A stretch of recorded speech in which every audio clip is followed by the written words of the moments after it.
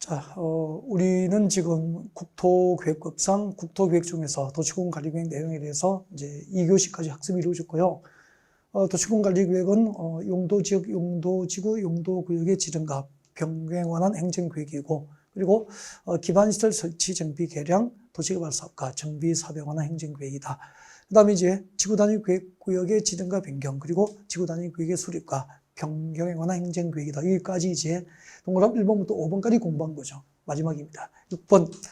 자, 도시공간관리계획은 입지규제 최소구역이죠. 자, 입지규제 최소구역의 지정 또는 변경에 관한 계획과 또 입지규제 최소구역 계획에 관한 계획을 이제 도시공간관리계획이다라고 하게 됩니다. 네.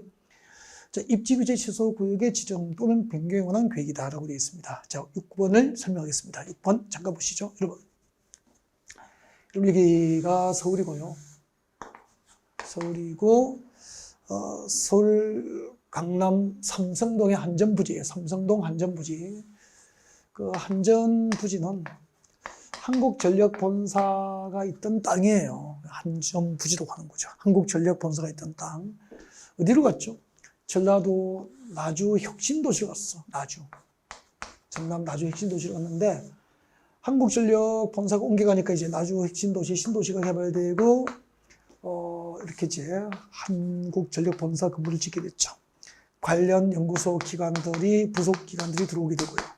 그 다음에 거기에 근무해야 될 사람들이 살 수 있는 아파트 단지가 조성되고, 학교 보내니까 교육단지, 상가 등이 들어오면서 나주 혁신도시가 만들어진 거죠. 그러면은 나주 혁신도시 건설 비용이 만약에 뭐 15조가 들었다라고 한다면, 정부 입장에서는 국가공기업 본사, 한국전력 본사, 이 삼성동 한전부지를 팔아서 나주 혁신도시 건설 비용을 이제 일부 구해야 될 입장이에요. 그럼 정부는 이 삼성동 한전부지를 비싸게 매각을 해야 되잖아요. 비싸게 매각하려면은 이 지역의 개발할 수 있는 개발 입지 규제를 최소화해 줄 목적으로 지정된 용도구역을 입지규제 최소구역이라고 하는 거죠. 그러면은 입지규제 최소구역이 지정되면은 이 지역의 개발 입지 규제가 최소화되니까 최대한 개발을 보장을 해주는 거잖아요. 근데 서울시나 국토교통부에서 입지규제 최소구역 지정하고 이 지역의 개발 입지 규제를 최소화해 줄 테니까 땅 비싸게 사세요 하니까 안 믿는 거예요. 그래서 입지규제 최소구역이 지정되면은 개발 입지 규제를 최소화해 주기 위해서 입지규제 최소구역 계획이라고 하는 행정계획을 수립합니다. 이 입지규제 최소구역 계획이라고 하는 행정계획에 의해서 자, 이 입지규제 최소구역에 건축할 수 있는 건축물의 용도, 종류, 규모를 완화해 주는 거예요.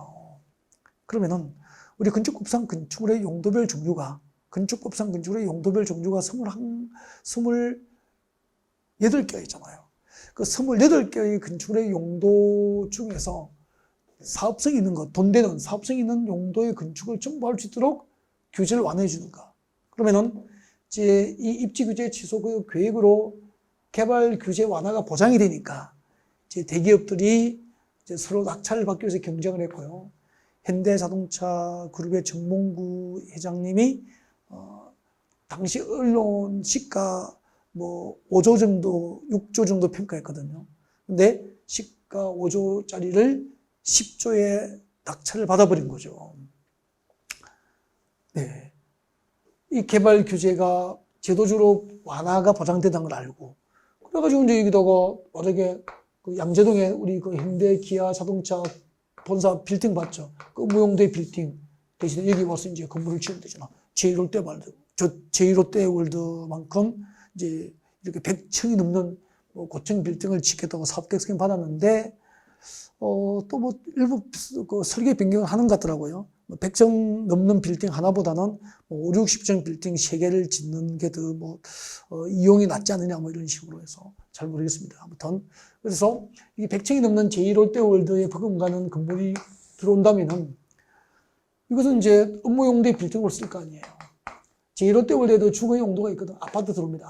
아파트라고 하진 않겠죠. 뭐. 주거 용도 건물이 일부 층에서 분양됩니다. 제1롯데월드 그 아파트 분양할 때 그 주거 용도는 평당 6천만 원 뭐 이렇게 분양이 됐다고 하더라고요.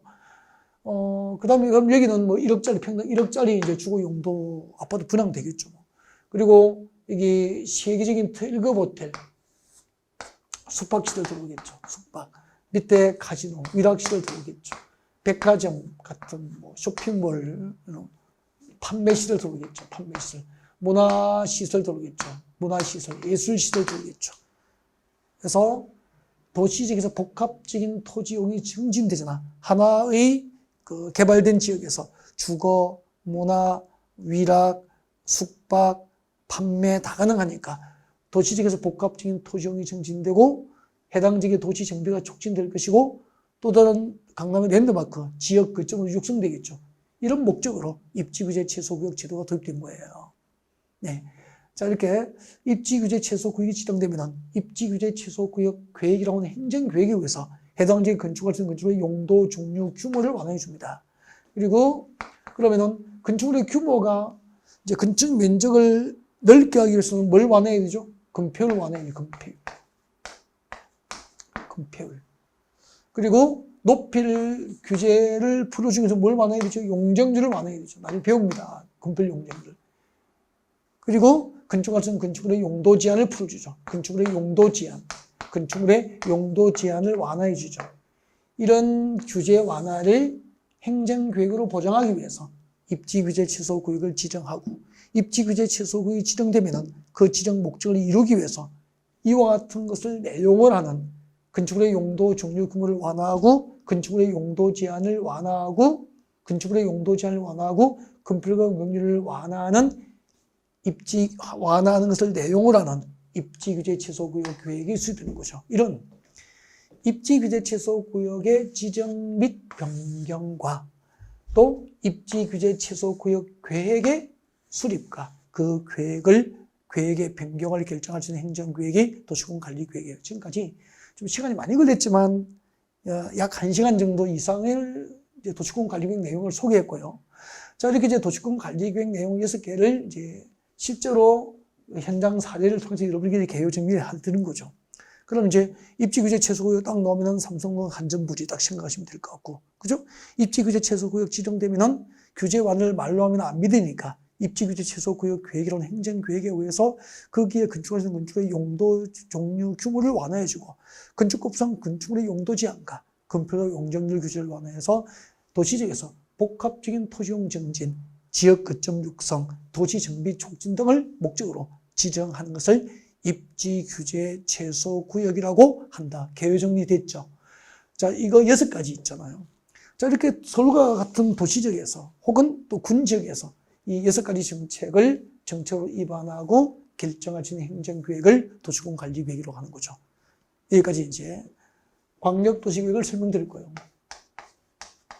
그 밑에 도시군계획을 설명드린 거고, 도시군계획을 지금 공부하고 있는 거고, 그리고 그 도시군계획에는 2가지가 있었죠. 도시군계획에는 도시군 기본계획과 도시군 관리계획이 있다. 근데 도시군 관리계획이 무엇입니까? 라고 물으면, 네, 동그라미 1번부터 6번을 말하면 되죠. 용도지역, 용도지구, 그리고 용도구역의 지정과 변경에 관한 행정계획이다. 그 다음에 기반시설 설치, 정비, 개량에 관한 행정계획이고, 도시개발 사업과 정비 사업을 결정하는 행정계획이고, 지구단위 계획구역의 지정과 변경, 지구단위 계획의 수립과 변경을 결정하는 행정계획입니다. 그리고 마지막으로 도시군관리계획은 입지규제 최소구역의 지정과 변경, 그리고 입지규제 최소구역 계획에 관한 계획을 도시군관리계획으로 한다. 그렇게 하시면 되죠. 아무튼 이 6개는 처음으로 하시는 분이라면 진짜 10번 정도 읽고 지나갔으면 좋겠는데요. 그러면 하게 갑니다. 근데 이걸 듣고 이제 반복을 안 하면은 내 것이 될 수 없는 거죠. 그죠? 아니, 우리가 시집가고 장가갈 때, 한 번 그냥 마음에 든다고, 야, 너, 아가씨, 나 마음에 드는데 결혼할까? 그러니까 결혼하신 분은 없을 거 아니에요. 맞죠? 회사 앞에서 기다려보고, 장미옥고 가서 기다려보고, 또 며칠 있다 전화해보고, 카톡 보내고, 그때 카톡 없었겠죠. 막 이렇게 수없이 들이대서 겨우 결혼에 꼴이 나고 막 그렇게 하잖아요.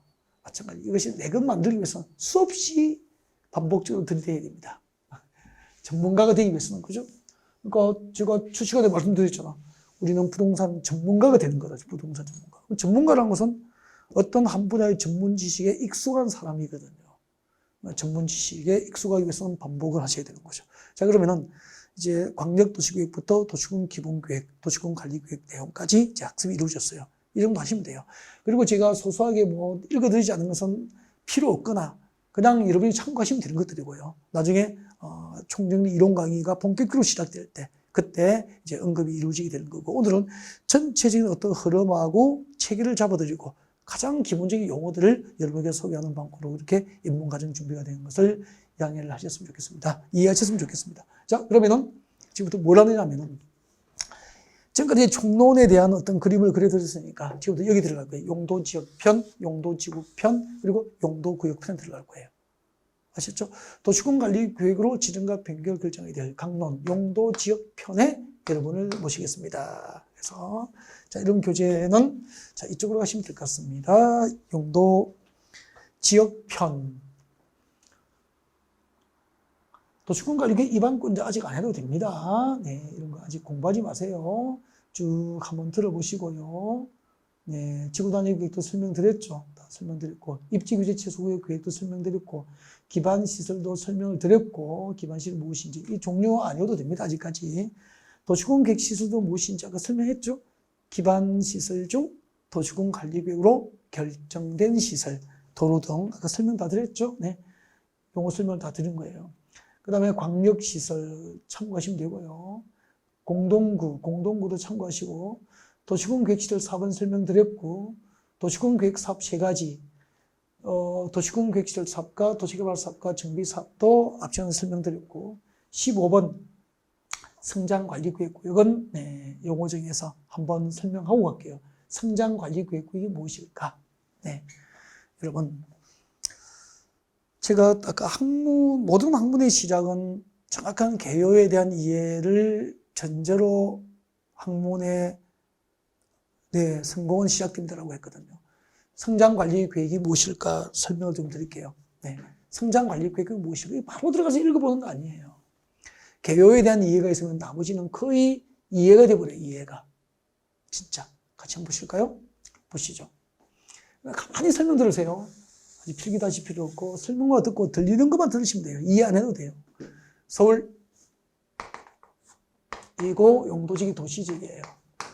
인구와 산업이 우리 국토공원에서 인구와 산업이 밀집되어서 이미 개발했고 앞으로 개발, 정비, 관리, 보존을 목적으로 용도 지정된 곳이 도시지역이 됩니다. 도시지역이에요. 그리고 네, 도시지역에 있는 토지는 그 토지의 기능과 특성에 따라서 토지의 용도가 크게 4가지로 구분됩니다. 주거지역이 있고요, 상업지역이 있고요, 공업지역이 있고요, 그리고 녹지지역이 있습니다. 녹지지역이 있습니다. 네.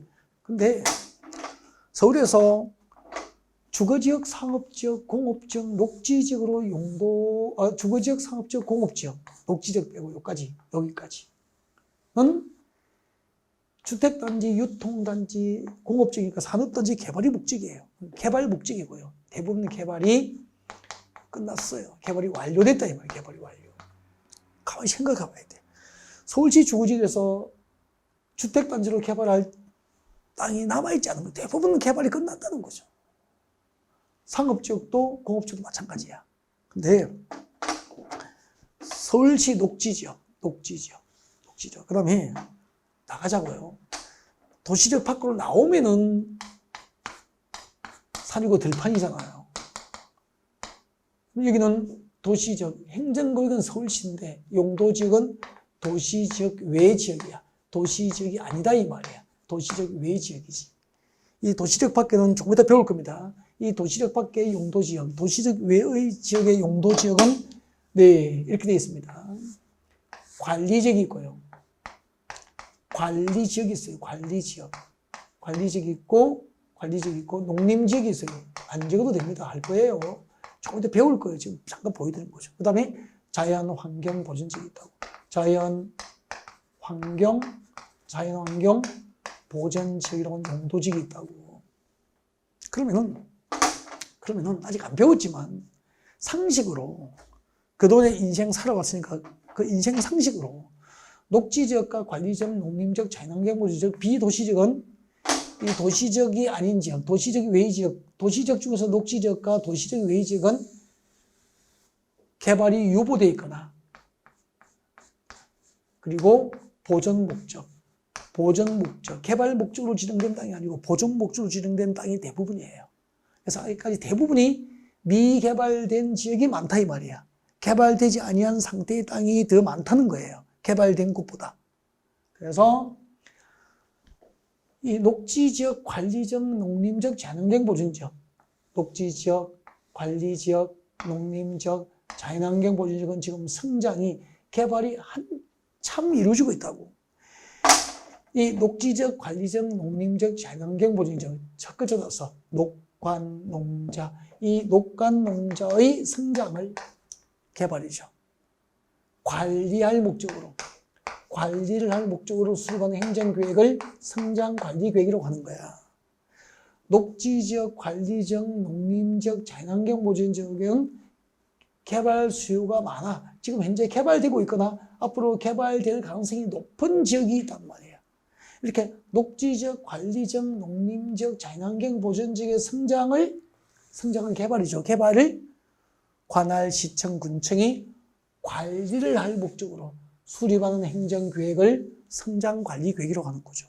법적으로 이미 개발이 끝난 주거지역, 상업지역, 공업지역은 성장이 없으니까 아니 나이가 청소년기까지 성장하지 어른이 되고 나면은 25, 30살 되면은 키가 안 크잖아요. 여기는 이미 개발이 키가 다 커버린 동네야. 주거지역, 상업지역, 공업지역 다 키가 다 성장이 다 끝나버린 거야. 그래서 성장관리계획을 할 필요가 없는 거잖아. 크고 있는 그 성장을 30살 넘은 사람에게 키 크는 양맥이고 키 크는 운동시킬 필요가 없는 것 같은 거다 말이에요. 그래서 어떤 경우에도 주거지역, 상업지역, 공업지역은 성장관리계획을 할 수 없는 거죠. 그 외에 녹지적, 관리적, 농림적, 자연환경 보존적의 성장을 관할, 시청, 군청이 이 지역의 성장을 관리를 할 목적으로 수립하는 행정계획이 성장관리계획이에요. 그리고 성장관리계획은 행정계획을 수립하려고 지정한 지역을 뭐라고 하죠? 성장관리계획구역이라고 부르는 거지. 그러니까 성장관리계획구역이 지정된 동네, 성장관리계획구역이 지정된 녹지적, 관리적, 농림적, 자연환경 보존지역의 개발을, 성장을 관할, 시청, 군청이 관리하려고 수립하는 행정계획이 성장관리계획이라. 그때 성장관리계획으로 뭘 정하느냐 하면은 성장관리계획 내용 이런 1번 도로, 공원 등 기반시설 배치 규모. 예를 들면은 여기 보세요. 이 지역에서 개발행위 허가만 내주는 게 아니고 개발행위 허가를 내주면은 택지 조성하고 유통단지 조성하고 산업단지 조성해서 공장 짓고 유통단지 짓고 전원주택 짓고 개발이 이루어질 거 아닙니까? 그래서 이 지역에 도로, 상하수시설, 공원, 녹지, 학교 등 기반시설을 배치해 주는 거죠. 도로, 공원 등 기반시설을 배치해 줍니다. 그리고 건축물의 용도 제한합니다. 한번 봐요. 이 블록은 주거, 전원주택, 주거 용도 위주로 개발 허가를 해줄 거야. 그래서 여기는 공장 들어오면 안 돼. 업무용도에 빌딩 짓지 마. 산업단지, 산업시설 들어오지 마. 아니, 그래야 난개발을 막을 수 있잖아. 전원주택 단지에 공장 들어오면은 그 지역의 주거 환경을 망치게 되니까. 여기는 유통시설 위주로 개발 허가를 해줄 거야. 이 지역은 첨단 산업시설 위주로 개발 허가를 해줄 거야. 여기는 농축, 수산업 시설 위주로 개발 허가 해줄 거야. 그러면 난개발 막을 수 있잖아. 지역적 특성에 맞는 계획적 개발을 유도할 수 있잖아. 이렇게 녹지적, 관리적, 농림적, 자연환경 보존지역의 성장을 관리할 목적으로 수립하는 행정계획을 성장관리계획이라고 하고 그 성장관리계획에 의해서 이 지역의 이 성장, 개발되고 있는 지역의 도로, 상하수도시설, 학교, 공원, 녹지 등 어떤 기반시설을 배치할 건지 그 다음에 그 블록별로 건축의 용도를 제한하고 그 다음에 용도를 제한하는 대신에 해당 지역의 건폐율과 용적률을 성장관리계획에 의해서 규제를 완화해 줄 목적으로 성장관리계획을 수립하고 그 성장관리계획 수립을 목적으로 지정된 구역을 성장관리계획구역이라고 하는 거죠. 그럼 시험 이렇게 나왔다고. 주거지역에서 개발 수요가 많아. 주거지역에서 개발 수요가 많아. 그 성장에 관한 관리가 필요한 지역은 성장관리계획구역을 지정할 수 있다. O 묻겠습니까? X. 성장관리계획구역이 지정된 것은 녹지지역, 관리지역, 농림지역, 자연환경보호지역. 첫 글자, 머리를 따서 녹관농자의 성장을 관리할 목적으로 수립하는 행정계획이에요. 주거지역, 상업지역, 공업지역 이미 성장이 멈춰버리기 때문에 그 성장을 관리할 필요 자체가 없는 거잖아. 개요 이해하니까 답이 너무 쉬워지잖아. 기출문제 한번 보세요. 이렇게 수업 듣고. 성장관리구역은 관할 시청 문책에서 녹지지역, 밑줄 보십시오.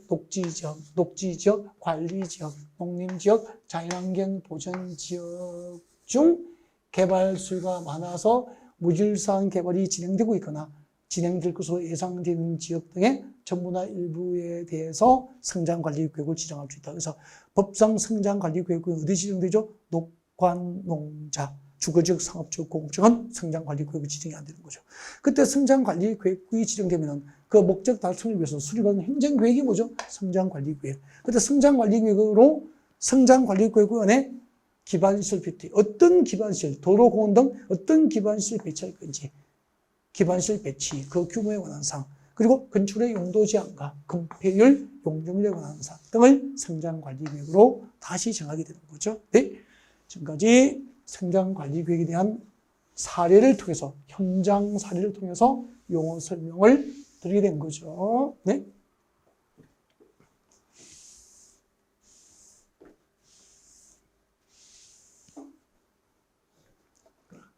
자, 그 다음에, 국가계획은 지금 하실 필요 없어, 이런 거요.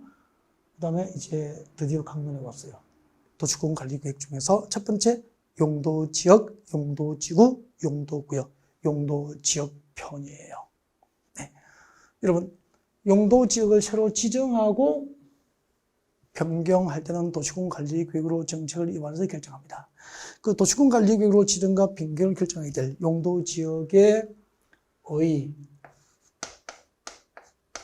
용도지역의 종류를 배우는 거죠. 그리고 21개의 용도지역별 지정 목적들, 그리고 용도지구 안에서 행비제한, 그리고 용도지구 안에서 건폐율, 용도지구 안에서 용적률, 이런 것을 배우는 거예요.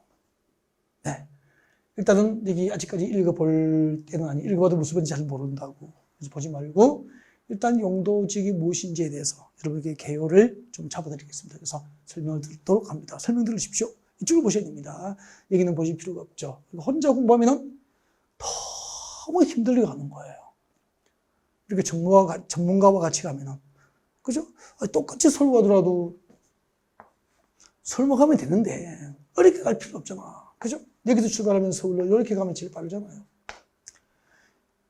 근데 이렇게 갔다가 이렇게 가면은 힘들잖아요. 왜 그렇게 가냐고. 보이지도 않는 곳으로 가고 있냐고. 그냥 이렇게 가시면 되지. 이렇게 가시는데 걸어가면은 너무 시간이 오래 걸려. 자동차 타고 가면 5시간 걸려. 비행기 타면은 1시간 만에 갈 수 있어. 그죠? 1시간 만에 가자고요. 저와 함께. 그래서 강의를 듣는 거잖아요. 그래서 옛날에 부모님이 돈 없어서 학교를 못 보낼 때는 독학으로 성공하면 대단한 건데 왜 독학하냐고. 그죠? 독학으로 성공할 확률보다 요즘에는, 그죠? 부모님의 어떤 뒷받침에 의해서 정상적으로 학습을 효율적으로 하신 분들이 좋은 환경에서 열심히 공부하신 분들이 성공할 확률이 더 높잖아요. 똑같은 거죠. 자, 봐주십시오. 이 밑바탕, 이게 잡혀야 돼요. 그러면은 이제 실수 없는 수업 준비해 둘 수 있죠. 용도지역은요, 전국토를 대상으로 합니다. 우리나라 국토 전부를 대상으로 그 토지의 기능과 전국토, 우리나라 국토 전부를 대상으로 토지의 기능과 토지의 특성에 따라서 용도지역을 지정할 수 있죠. 네. 자, 그 다음에, 자, 그 중에서 우리나라 국토 전부를 대상으로 용도지역이 지정되는데, 자, 토지의 기능과 특성에 따라서 우리나라 국토 전부를 대상으로 지정하는 용도지역은 크게 네 가지가 있습니다. 도시지역이 있습니다. 도시지역. 인구와 산업이 밀집되어서 이미 개발했고, 우리 국토 가운데서 인구와 산업이 밀집되어서 이미 개발했고, 앞으로 개발, 정비는 재개발 재건축, 개발, 정비, 관리, 보전 등이 필요한 것을 용도 지정하면 도시지역이에요. 그래서 우리 국토 가운데서 도시지역으로 용도지역이 지정됐다는 것은 주요 지정 목적은 개발이에요, 개발. 개발 목적으로 용도지역이 지정됐다는 보면 되죠. 물론 뭐 세부적으로 하면은 개발, 정비, 관리, 보전이 목적이기 때문에 도시지역도 녹지지역은 보전 목적이 되잖아요. 네.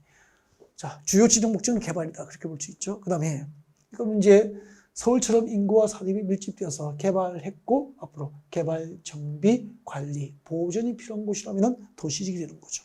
그 다음에, 이 도시 주변 지역은 도시의 개발이 자꾸 확산되니까 난개발이 많잖아요. 그래서 그 난개발 방지를 위해서 과거에 준도시지역과 준농림지역을 폐지 통합해서 이 지역은 난개발 방지를 위해서 도시 주변 땅은 철저하게 관리가 필요해서 관리지역을 도입합니다. 관리지역이 되고 관리지역. 그럼 서울을 둘러싸고 있는 땅은 대부분 관리지역이에요. 그 다음에 관리지역에서 멀리 더 밖으로 나가면은 보전해야 될 가치가 있는 산지가 보이고 전답, 과수원 등 농지가 있어. 전답, 과수원 등 농지가 집단화되어 있다고. 이것은 농림업의 진흥과 산림의 보전이 필요하잖아요. 이런 것을 용도 지정한 곳이 농림지역이 됩니다. 농림업의 진흥과 산림 보전을 목적으로 용도 지정합니다. 농림지역이 되는 거죠. 농림지역이 돼요, 농림지역. 농림업의 진흥과 산림 보전이 목적이죠. 네. 자, 여러분 자료에서 여기를 한번 보세요. 여기를 보시면 나와 있잖아요. 여기. 그죠? 농림지역이란 농지법상 농업진흥지역 또는 산지관리법상 보전산지 등으로서 미칠 것이십시오. 농림업의 진흥과 산림의 보전. 밑에다가 이게 지정 목적이죠. 지정 목적. 지정의 목적이 되죠. 그래서 농림지역이 무엇입니까? 라고 물으면은 이걸 대답하셔야 돼요. 네, 도시에서 멀리 떨어진 위치에 전답, 과수원 등 농지가 집단화되어 있고 주변에 보전 가치가 있는 산지로서 여기는 농지법상 농업지정지역, 여기는 산지관리법상 보전산지 등으로서 앞으로 농림업의 진흥과 산림 보전을 목적으로 용도 지정된 곳입니다. 들어보니까 농림지역을 지정할 때 그 목적이 농림업의 진흥과 산림 보전의 목적이니까 개발 용도입니까? 보전 용도입니까? 보전이죠. 보전 용도예요. 그 다음에 도시에서 멀리 떨어져 있는 곳에 그 다음에 동그라미 3번 보십시오. 자연환경 보전지역이잖아. 줄 것이십시오. 자연환경 보전 줄 것이십시오. 자연환경 줄 것이십시오. 자연환경 보전. 수자원 보전 줄 것죠. 수자원 보전. 그 다음에 해안 보전. 아름다운 해안. 그리고 생태계 보전. 생태계 줄 것죠. 생태계 보전.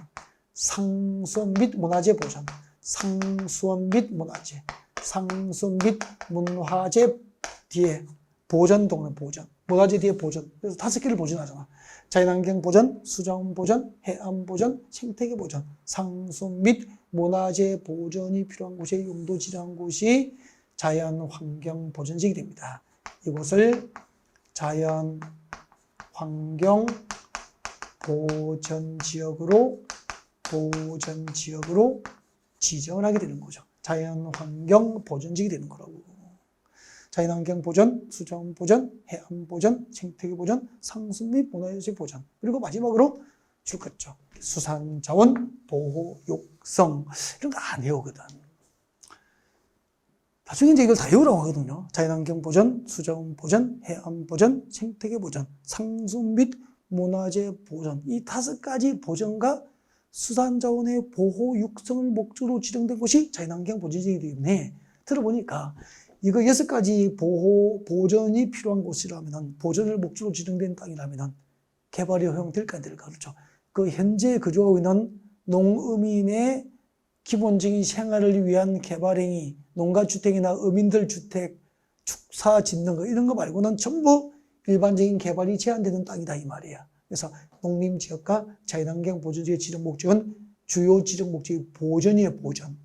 그러니까 농림지역과 자연환경 보존지로 용도가 지정된 땅은 똑같은 대한민국의 땅이지만 땅값이 싸게 되는 거죠. 경제적 가치가 낮아요. 그리고 자, 이렇게 우리나라 국토를 대상으로 지정하는 용도지역은 크게 네 가지가 어디에 있는지 보셨죠? 도시지역과 관리지역과 농림지역과 자연환경 보존지역 이렇게 해서 도관농자 네 개의 용도지역이 있어요. 도관농자 이 현장을 알고 있어야 이 체계가 잡힌다고. 이 네 개의 용도지역이 있는데 그중에서 도시지역과 관리지역은 대통령령으로 시행됩니다. 도시지역과 관리지역은 대통령령으로 시행이 돼요. 도시지역과 관리지역은 대통령령으로 시행됐는데 도시지역이 시행되면은 주거지역, 상업지역, 공업지역, 녹지지역이 있는데 주거지역, 상업지역, 공업지역, 녹지지역이 다시 시행되면은 이 도시지역 안에는 모두 16개의 용도지역이 있어요. 이 도시지역 안에는 모두 16개의 용도지역이 있고요. 그 16개의 용도지역이 어디에 있냐면은, 자, 여러분 앞쪽으로 오세요. 여러분 자료. 앞쪽에 보시면 나와 있죠. 앞쪽에 보시면 나와 있어요. 자, 여기 나와 있죠. 여기 요거예요, 요거. 도시지역의 세분 나와 있죠. 도시 세분되면은 주거지역. 내려볼까요? 주거지역. 그 다음에 상업지역, 여기 지역, 여기 상업지역. 그리고 공업지역, 이런 녹지지역 보시면 되죠. 그래서 앞에 글자 따서 주상공록 그렇게 한다고. 그리고 이제 주거지역이 세분되면 봐요. 주거지역은 이렇게 옵니다. 주거지역은 전용주거지역과 일반주거지역과 일반주거지역과 그리고 준주거지역 속에서 주거지역을 세분하면 전일준 그렇게 오십시오. 주거지역은 전일준이 뭐죠? 전용주거지역과 일반주거지역과 준주거지역이 있다 그렇게 되는 거죠. 그 다음에 전용주거지역이 무엇일까 보십시오. 전용주거지역은 다시 세분됩니다. 제1종 전용주거지역과 제1종 전용주거지역과 제2종 전용주거지역으로 세분되는데 전용주거지역은 그 목적이 양호한 주거환경 보호를 목적으로 하면은 전용주거지역이 돼요. 전용주거지역 지정 목적이 이게 양호한 주거환경 보호가 목적이에요. 근데 단독주택 중심의 양호한 주거환경 보호를 목적으로 하면은 일종 전용주거지역. 그러니까 일종 전용주거지역은 단독주택 전용 용도지역이라고 보시면 돼요. 그 다음에 공동주택 중심의 양호한 주거환경 보호를 목적으로 하면은 제2종 전용주거지역. 그래서 제2종 전용주거지역은 공동주택 전용 용도지역이에요. 그리고 전용주거지역 지정 목적이 무엇입니까? 양호한 주거환경 보호가 목적이라는 거지. 그 다음에 일반주거지역 보십시오. 일반주거지역은 주택의 층수에 따라서 분류 기준이죠. 자, 이런 거 적어야 됩니다. 기준. 딱 보고 이런 거 필요한 거 해야 돼요. 일반주거지역은 그 분류 기준이 1종부터 3종까지 세분되잖아. 그 분류 기준이 주택의 층수입니다. 층수. 일반주거지역은 주택의 층수에 따라서 1종 일반주거지역부터 3종 일반주거지역으로 세분된다고. 그래서 1종 일반주거지역은 저층, 2종은 중층, 3종은 중고층 주택 중심의 편리한 주거환경 조성의 목적이에요. 그래서 자 보십시오. 이제 목적을 구분해 봅니다. 편리한 주거환경 조성을 목적으로 하면은 일반 주거지역이 되는 것이고요. 양호한 주거환경 보호를 목적으로 하면은 전용 주거지역이 되는 거죠. 그러니까 전용 주거지역과 일반 주거지역은 양호한 주거환경 보호를 목적으로 하면은 전용, 편리한 주거환경 조성을 목적으로 하면 일반 주거지역이 되는 거라고. 이해가 됐습니까? 그리고 준주거지역은 주거 기능을 중심으로 합니다. 주거지역이니까. 주거 기능을 중심으로 하면서 일부 상업 기능과 일부 업무 기능이 보완, 플러스 되는 거죠. 그러니까 주거 기능 플러스 상업 기능과 업무 기능이 더해지는 거죠. 그러니까 준주거지역은 주거 기능이 중심이니까 단독주택, 공동주택, 즉 아파트도 짓고 단독주택 주거 용도에 건축을 할 수 있고 상가도 지을 수 있고 업무용도의 빌딩까지 지을 수 있기 때문에 6개의 주거지역 가운데서 6개의 주거지역 가운데서 제도적으로 그 이용 범위가 가장 넓은 용도 지역이 준주거지역이 되는 거죠. 진짜 좋은 땅이에요. 그래서 그 부동산 개발업자가 가장 좋아하는 땅이 준주거지역이에요. 그래서 준주거지역 이러면은 부동산 전문가예요. 준주거지역 했는데 아무 느낌이 없어. 표정에 변화가 없어. 눈만 끔뻑끔뻑하고 있어. 그러면은 비전문가예요. 준주거지역 화들짝 놀라면은 전문가가 되는 거지. 좋은 땅이에요. 그래서 6개의 주거지역 가운데서 가장 부동산 개발업자가 좋아하는 용도지역은 준주거지역이다. 그렇게 하시면 되죠. 근데 이런 궁금하죠? 아니, 양호한 주거환경 보호를 목적으로 하면 전용주거지역이고 편리한 주거환경 조성이 목적인 일반 주거지다. 이렇게 혼자 공부하고 있을 거 아니에요. 근데 양호한 주거환경 보호하고 편리한 주거환경 조성이 무엇인지 모르잖아, 솔직히. 이걸 읽어보니까 현장이 생각이 나요? 무슨 말인지 알겠어요? 모른다 이 말이야. 그냥 외우겠죠. 무슨 말인지 모르고. 손님이 전용주거지역하고 일반 주거지역은 어떻게 달라요? 물어보면 어떻게 대답할 거야? 알지도 못하는 양호한 주거환경 보호를 목적으로 전용주거지역이고 편리한 주거환경 조성을 목적으로 일반 주거지역입니다. 라고만 이야기할 거예요. 그때 양호하고 편리가 어떻게 달라요? 하면 뭐라고 말씀하실 거냐고. 현장. 그래서 이 강의를 오래 한 최 선생은 산전수전 공중전을 다 겪었기 때문에 그죠? 다 알고 있죠. 보시고요. 여러분, 얘가 서울의 강남이래, 강남. 강남역이에요. 강남역이라고 얘기가. 강남역 사거리야. 강남역 주변에 주택단지, 아파트 단지나 단독주택 단지가 있단 말이에요, 이렇게. 고층 아파트 막 건축돼 있겠지. 가끔 단독주택지도 있을 수도 있고, 뭐. 타운하우스, 뭐. 있을 수도 있잖아. 그러면 강남역 주변 지역이니까 역 한 3km 이내는 일상생활이 얼마나 편리하겠어. 업무용도 빌딩 많으니까 직장 가깝지, 곳곳에 상가, 백화점이지, 그죠? 사통팔달이지. 일상생활이 편리한 곳이다 이 말이야. 역세권에 있는 주택지를 말하는 거야. 그럼 여러분이 동네가 여기 있고 주요 교통 요지 주변에 있으면 일반 주거지역이에요 다. 근데 전용주거지역은 양호한 주거환경 보호가 목적이잖아. 여러분 강남역에도 마을버스 오거든요. 마을버스는 대로로 달립니까? 손님 역에서 태우면은 이제 골목길을 달리기 시작합니다. 막 올라갑니다. 올라가다 보면은 산 아래에 단독주택도 있고 단독주택지도 있고 산 아래에 아파트 단지도 있잖아. 그럼 여기는 마을버스 타고 강남역에서 마을버스 타고 40분 올라와야 되는 동네다 이 말이야. 삐뚤 올라가잖아요. 그래서 일상생활은 좀 불편해요. 강남역에 나오려면 아침에 출근하는데 밀리니까 40분 걸리고 안 밀려도 25분 걸리고 그죠? 근데 산 아래에 있으니까 숲지거리잖아. 조용하고 공기 좋고 그죠? 뭐 새소리 듣고 좋은 공기 마시고 하늘 보면서 그렇게 표독스럽게 하는 사람 별로 없으니까 사람 좋고 이런 곳에 집 보러 가면은 살기 좋다 그러잖아. 왜요? 하면 공기 좋고 조용하고 사람 좋다 그러잖아. 주거환경이 양호하다 이 말입니다. 역시 숲지권을 말하는 거야. 이 동네에 아파트 단지가 있으면 공동주택지 중에 양호한 주거환경 보호니까 이종 전용주거지고 3미터 단독주택지는 일종 전용주거지 되는 거다 이 말이야.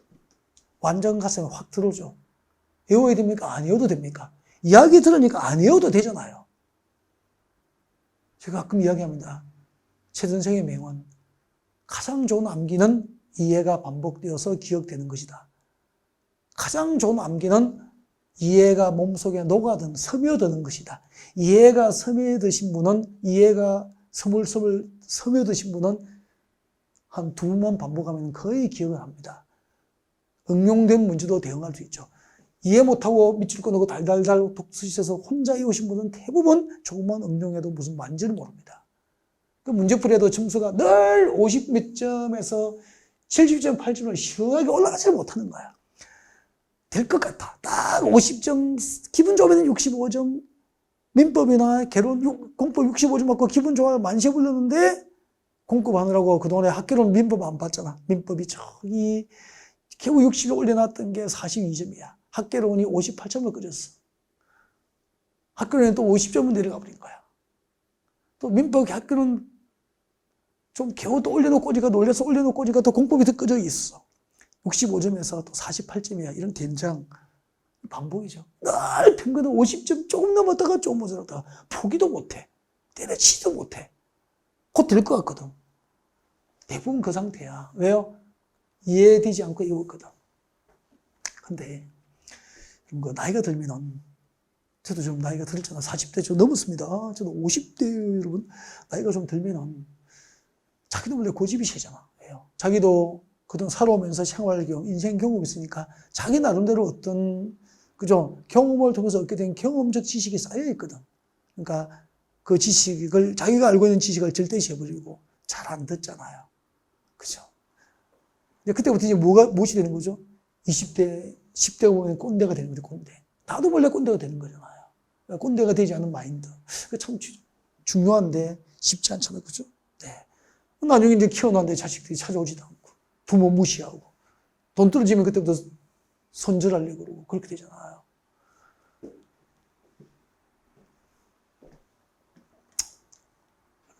그냥 시키는 대로 하시면 됩니다.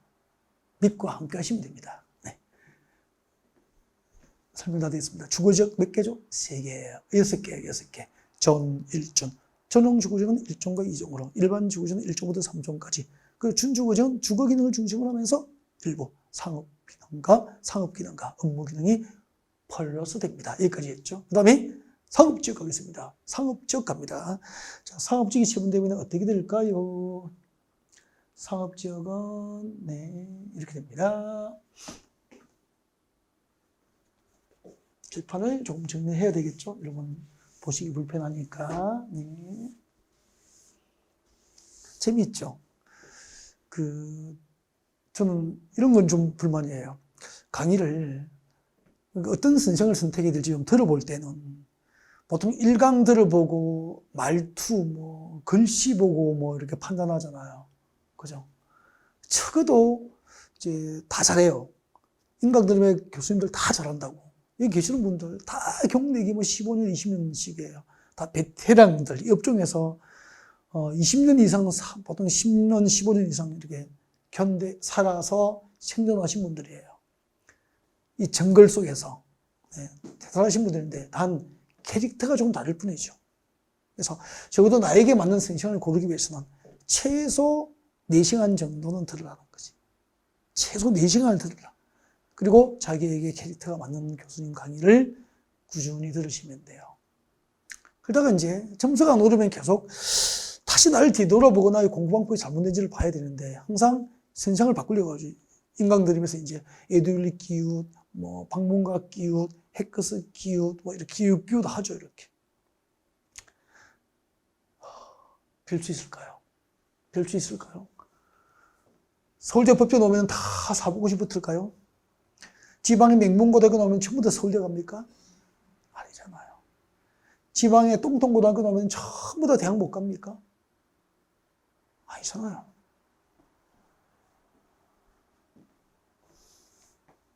보십시오. 상업지역입니다. 중심상업지역과 일반상업지역과 근린상업지역과 유통상업지역이 있습니다. 전, 일, 근, 유. 중일, 근이유. 중일, 근, 유. 그래서 저는 이렇게 봅니다. 중일, 근이유. 충청도 버전으로. 주거지역은 아까 전, 일, 준. 전용주거지역과 일반주거지역과 준주거지역이 있습니다. 전용주거지역은 1종과 2종으로 세분되고요. 일반주거지역은 주택의 층수에 따라서 1종부터 3종까지 세분됩니다. 상업지역은 중일, 근이유. 충청도 버전. 중일, 근이유. 이렇게. 중심상업지역, 일반상업지역, 근린상업지역, 유통상업지역이 있습니다. 그럼 중심상업지역이 무엇일까요? 도심과 부도심 비출 것이 외우십시오. 도심과 부도심을 외워야 됩니다. 도심과 부도심의, 그림은 안 외워도 돼요. 도심과 부도심의 상업과 업무 기능 확충이 목적이죠. 네? 도심과 부도심에서 상업기능과 업무기능의 확충을 목적으로 지정되면 중심상업지역에서 중심상업지역은 어디에 지정하죠? 도심과 부도심이 중심상업지역. 그러면 강남역 주변지역은 중심상업지역이잖아. 서초역도 중심상업, 영등포역 앞도 중심상업지역이잖아. 그죠? 부도심권은 되니까. 종각역 주변지역은 중심상업지역이에요. 예를 들면 그렇게 되는 거죠. 그 다음에 근린상업지역. 근린은 가까울 근처에 인접할 인자에 가까운 곳이 어디예요? 주택지 가까운 곳이야. 그래서 근린지역에서 이번은 근린지역은 주택가 인근지역이죠. 주택가 인근지역에서 일상생활용품과 서비스 공급을 목적으로 지정된 곳이니까 적으십시오. 주택가 인근지역의 작은 소매시장이 위치한 곳. 근린상업지역이 되는 거죠. 이해하니까 되잖아. 현장을 예를 들으니까 너무 쉬우시잖아. 그러니까 우리 엄마들이 저녁 준비를 위해서 잠깐 다녀올 수 있는 시장이 근린상업지역. 동네 주변에 빵집, 세탁소, 뭐 채소가게, 그죠? 네, 있잖아요. 전부 근린상업지역이라고. 그 다음에 유통상업지역은 도시 내, 서울 시내에서, 인천광역 시내에서, 대전시 안에서, 부산시 안에서 그런 이야기잖아. 서울시 안에서 혹은 지역 간이니까 서울 광주, 서울 목포, 서울 대전, 서울 부산, 서울 인천 지역 간 유통 기능 증진이니까 도시 안에서 혹은 지역 간 유통 기능 증진이니까 뭐죠? 대규모 도매시장이죠. 도매시장. 광주의 양동시장, 대구의 서문시장, 부산의 평화시장, 진시장, 대전의 중앙시장, 그죠? 서울의 광장시장, 동대문시장, 남대문시장 이런 곳. 대규모 도매시장이잖아. 이런 것은 유통상업지역이 되는 거야. 그런 거야. 특징이 있잖아. 도심과 부도심에 지정되는 것은 중심상업지역이고 주택가 인근의 소매시장이 위치한 곳이 근린상업지역이고 대규모 도매시장이 위치한 곳이 유통상업지역이 되는 거죠. 그래서 유통상업지역에 딱 넣으면 남대문시장, 동대문 상가, 성상시라고. 그럼 상식적으로 이 유통상업지역, 남대문 시장, 동대문 상가가 위치한 곳인데 그 안에 아파트 단지 지을 수 있을까 없을까? 없죠. 그래서 유통상업지역은 아파트 건축이 안 된다 이 말이에요. 외워서 되는 게 아니다 이 말이에요. 개념을 잡으니까 되잖아. 다음 중 아파트 건축에 허용되지 않는 용도지. 그걸 자꾸 외워서 답을 찾으려고 하니까 문제가 되는 거죠. 제가 설명 안 한 게 있죠. 여러분, 일반 상업지역은요. 도심과 부도심, 소매시장, 도매시장이 없어요. 특징이 없어, 특징이. 많아, 특징이 없으면. 일반적인 상업과 업무기능 담당이라고 국회에서 법을 만들었겠어. 얼마나 할 말이 없었으면. 그래서 일반 상업지역은 현장을 보여드릴게요. 여기 강남역이잖아. 강남역 사거리거든. 강남역 사거리. 쭉 가면은 서초역이에요. 또. 서초역 사거리, 서초역 사거리. 여기 서초역이라고. 그럼 여기 한번 보라고. 강남역하고 서초역을 연결하는 대로변에, 도로 주변에 전부 상가잖아. 여기가 도심과 부도심입니까? 아니잖아. 주택 인근에 소매시장 별로 없잖아. 대규모 도매시장 별로 없잖아. 근데 도로 주변에 전부 상가가 쭉 형성되어 있잖아. 상가잖아, 이게 다. 그죠? 그래서 특징이 없으니까 일반 상업지역이 되는 거라고, 이런 곳은. 도심도 부도심도 아니야. 작은 소매시장이 있는 것도 아니야. 대규모 도매시장이 있는 것도 아니야. 그런데 도로 주변에 상가가 형성되어 있어. 일반 상업지역이라고요. 그리고 일반 상업지역은 모이고 흩어지는 곳입니까? 지나가는 곳입니까? 지나가는 곳이기 때문에 대개 상권이 좋지를 않아요. 진짜. 그래서 중소도시, 노후화된 도시는 일반 상업지역 상가는 임대가 안 돼서 공실이 많이 생기고 문을 닫기 시작한 곳은 일반 상업지역보다 많은 곳이라고. 그럼 나중에 경매받고 부동산 투자하고 컨설팅 할 때 일반 상업지역은 그렇게 뭐 지역마다 좀 달라요. 일반 상업지도 좋은 곳이 있지만 지역별 특성이 있으니까 그렇게 일반적으로 보면은 좋은 땅은 좋은 상업지역은 아니다. 그런 얘기예요. 이제 상업지역 4개도 완전 이해된 거 맞죠? 공업지역부터 다음 시간에 설명을 드리겠습니다. 네.